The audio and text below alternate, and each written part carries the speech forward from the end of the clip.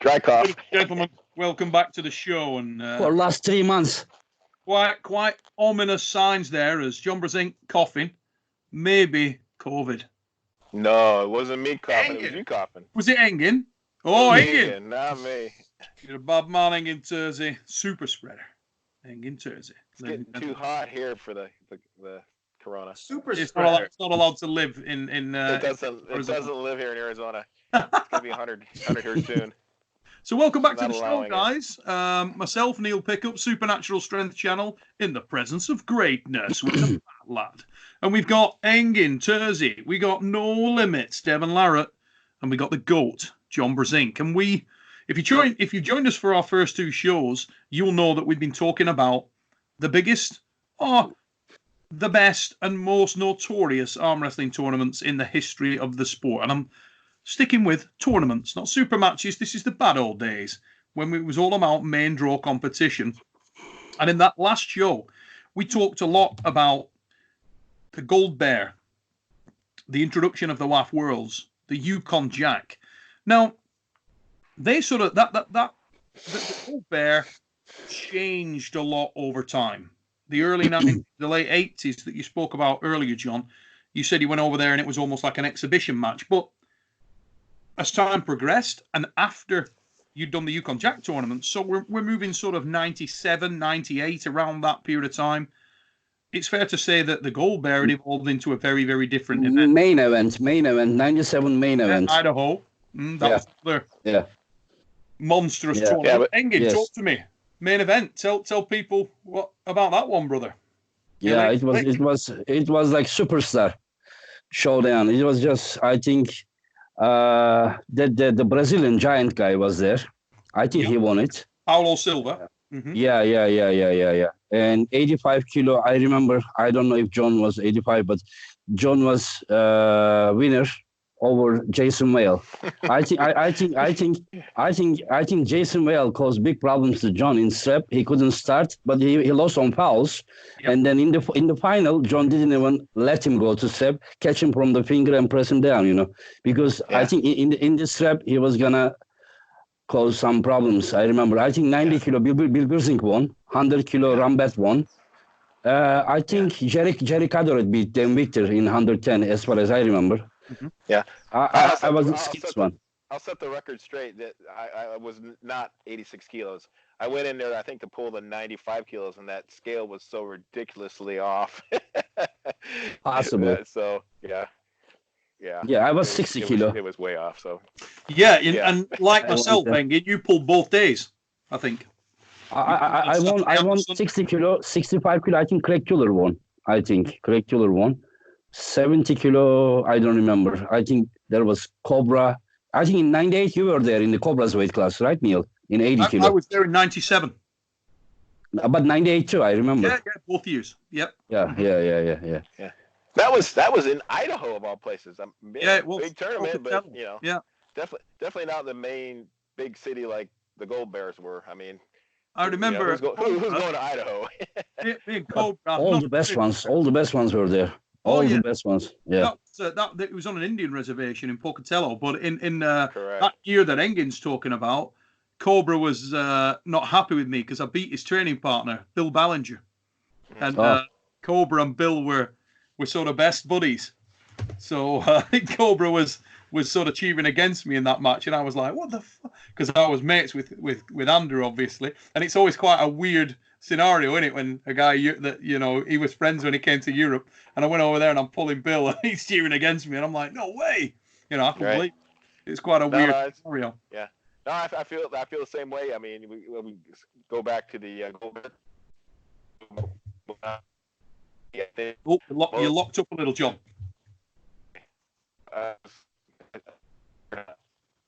Just a second till we're used to this, guys. Now, if you've checked in on the last couple of shows, now again, John's internet locks up. It'll come back in a second. I was just talking about we're still not getting you, Johnny boy. Okay, I won right and left. Go, Engin. You jump in. Yeah, in 97, I think it was $750, and in 98, it was $1,000 for each arm. Yeah, good money, mate. Good money. I made $2,000. Oof. It was good. Yeah, you can afford a few ice creams with that one. John, we didn't hear anything that you said, if you realize or not. You were talking about people rooting for the outsiders. It brought back the memory of the initial years of the Gold Bear tournament. We went to the Gold Bear tournament in 1990, and it's all obviously Russian audience, and they were all rooting for the Americans. It was crazy. It is quite a weird scenario. It's like, because you were probably superstar, because they didn't know any real arm wrestler. Because they watched Rocky. Yeah. So, Engin, I think you had some questions about the Gold Bear, mate, for John. No, not really questions, but I think that John's biggest challenge, like as a representative of the West against the representative of the East, was Alan Karev and John in 1998. I remember that was a huge event. John lost, but as we talked before, I think that John's meeting against Erekle Gurciani took some power off from John. That's what I believe. It was about 25 seconds long match. It was a tough one. Yeah. Well, those and the top guys there were smart. They didn't participate in the Gold Bear tournament. I think the Gold Bear tournament was I remember that event being a 3-day event. It was like a Thursday, Friday was the Gold Bear, and then Saturday or Sunday was the casino event for the big money and the super matches and the gambling that was going on. And Erekle and Alan Karev, they didn't even participate in the Gold Bear. So a lot of us had pulled both Thursday and Friday, and then came. But I think the participation was small. I think because I remember those results. I think there was you, maybe Eric Wolfel, and there was only three guys or four guys. Yeah. No. Six is in the finals, the last day. Gotcha. But the tournament that you're talking about is that three guys. And you, Eric Wolfel, and David Chalice. Do you remember David Chalice? David, yes, of course. Yeah, David. Yeah. Zauer's younger brother, right? Yeah. I don't know if they are brothers. Yeah, they look like each dangerous. Other. Yeah. I think they were brothers. I thought they were brothers. Maybe. The last names are not the same. Okay. But they look like each other. Okay. Yeah. I remember, I think you and Eric Wolfel and Zolev Kazbek and Alan from Russia, and Vekvia Yavahadze. Yeah. Not Vekvia, Yavahadze. What was his name? Probably. Yeah, Vaktan Yavahadze. Vaktan. Yep. Yeah. Young kid. And Erekle, the six guys. And Zolev Kazbek lay to Alan. And the Georgians, they lay each other. And then Eric Wolfel lay to you, didn't pull. And then you and Erekle pulled. Yes, and you had 25 seconds long match before you pull Alan. Yeah. No, I remember running to the bathroom and running my arm under cold water because it was numb. But and then I pulled Alan shortly thereafter. So. But still, in the final, your strategy changed something, because the first time when you pull him, you had a low grip, he flashed you, and then the second time when you tried top roll, you almost beat him. Yeah, I was in the match at least. Yeah. I would have loved to pull him again, but he was short-lived. He disappeared shortly thereafter, so never got a chance. 3 years more. 3 years more. Redeem myself. Neil, your mic's dead. My mic's dead? No, you're good, John. Neil. Okay, I don't know. Maybe some. Good now. You got me? Okay. Yeah, I was going to say, Alan Karev went into fighting. Yeah. That he left the sport and went massive. Yeah, although he did attend, as you probably know, he was in Japan. He came to Japan to the Worlds and was kicking around there because he was fighting over there. He was in Pride Fighting Championships at that time. John, the same year you pull Golden Bear in WAF in Egypt, the other Georgian beat Alan Karev. Gotcha. Also, Vaktan beat him. And in this following year, you beat, I think, Vaktan in Petaluma, as far as I remember. Okay. Yeah, I think. Yeah. So we'll move on from the Golden Bear a little bit and have a look at the next sort of series of tournaments. And I think correct me if I'm wrong, guys, but for me, the next big thing that came to arm wrestling, well, there's two really I want to throw in for an honourable mention.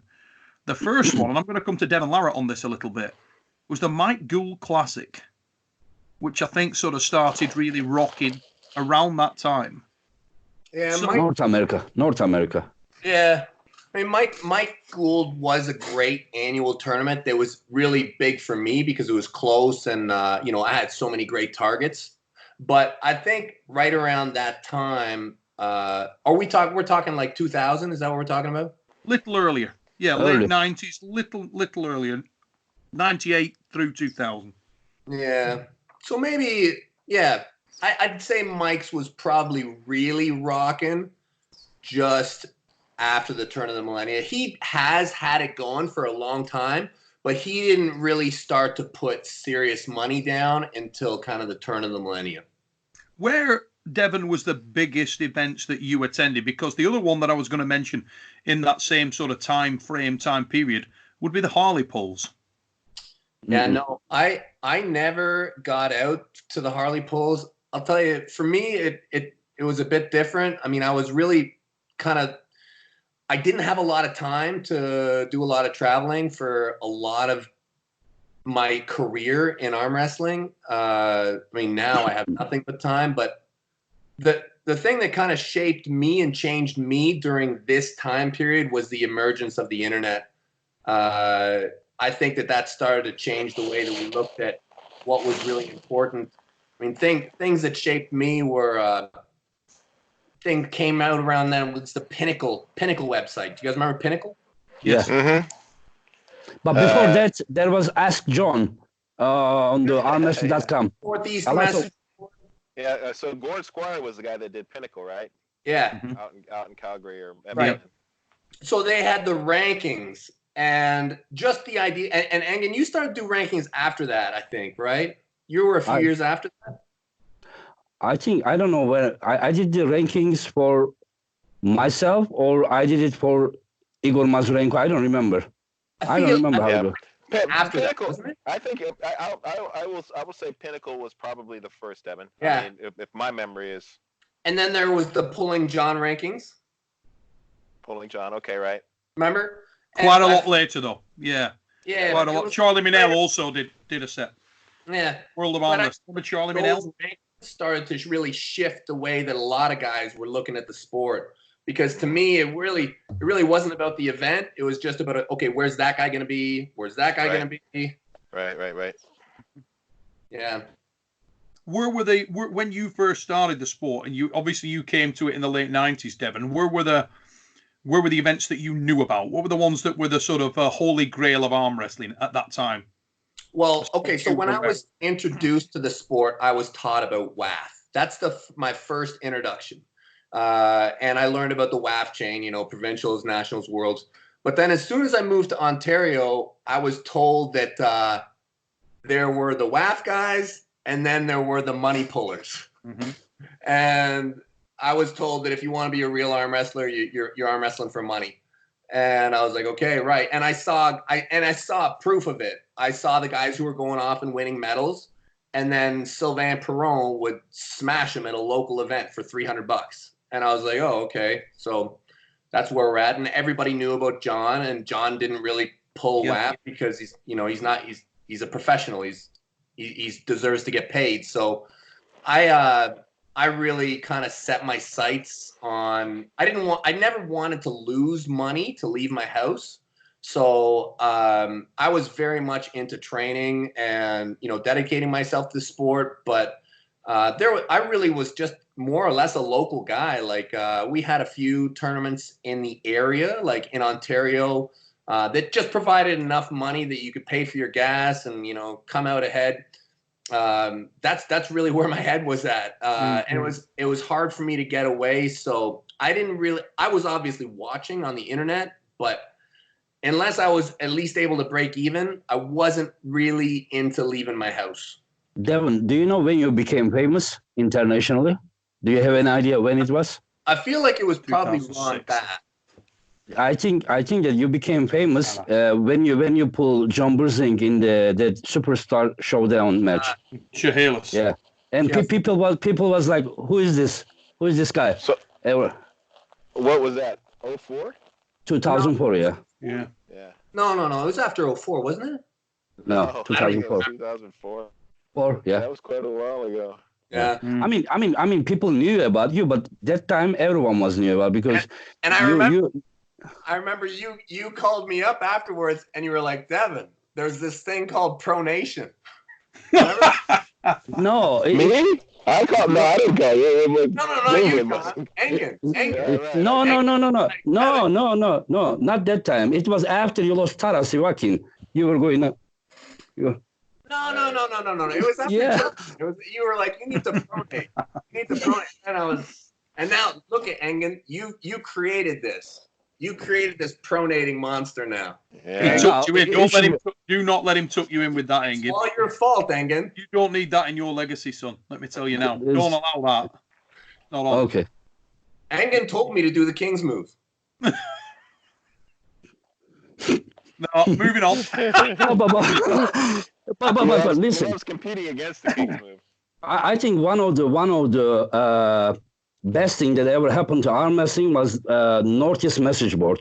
This is what I believe. There was like Cleveland was there, John was there, Devon was there, Travis was there. Like many the top guys were there actually every day chatting with each other, talking, chatting, discussing, sometimes arguing. I remember even the idea for Team USA to go to Zloty in 2004 was created on that forum, if you remember or not. Yeah. Yeah. No. Now that you mention it, I somewhat forgot about that forum, but yeah, no, that was definitely the trash talking anonymous forum. Yeah. Nobody knew So many bad who. memories of that thing. RBJ and Hutchins, Pete Milano starting fighting with everyone. What about Little Johnny? Yeah, mate. Little Johnny. You remember Little Johnny? Okay. Who was he? I don't know. I don't know who he was. He was hilarious. Yeah, say who he was. The first place of the internet troll. Oh my Also, the best guy was about the internet, about promoting arm wrestling was Charlie Minell. Yes, yeah. World of Arm Wrestling. Charlie. Yes. Yeah. Charlie Minell. History of arm wrestling. Talking about world of arm wrestling. Is that was it? Yes. Charlie Minell was an interesting character at that time. Charlie Minell was one of those guys who was so obsessed with arm wrestling, you had to drop an acid tablet just to get onto his level of he's the kind of guy that would lie naked in a field and just look at the stars and talk about arm wrestling. Deep he was thinker, yeah. Oh yeah, he took it to a different place. Absolutely, whoa. That's Arm TV time as well, right? We're getting into Gary Roberts. Yeah. And let's, the ruler of the nation. Man, if he had stuck around and wrote it out, he would be huge right now. Like if he had just gone on YouTube, if he had just YouTubed everything, he would have been absolutely minted. He would have been in the millions right now. Oh yeah, without a shadow of a doubt, mate. Gary Roberts, either way, we salute you, brother, because Gary Roberts did some great things. He really did, mate. He did. Yeah. Gary Roberts was name and location. Yeah, name and location. Yeah, it was ace. Absolute quality. The guy also pulling John Sevan Matosian, Bessie Moritz, Naveed Konsari. And this brings around the era when we start moving into more one-on-one arm wrestling. We should never forget about this, guys, because 1992 was the first of the super matches, and that was bubbling in the background. We're not going to get into that on this show.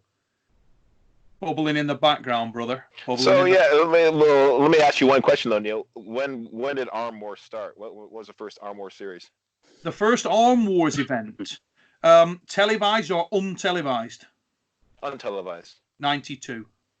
92. Yeah. So that far back. But you weren't doing super matches at the time. They were. We were doing. They were one-on-one super matches. Oh, okay. I was hated for it, and we didn't have the stars.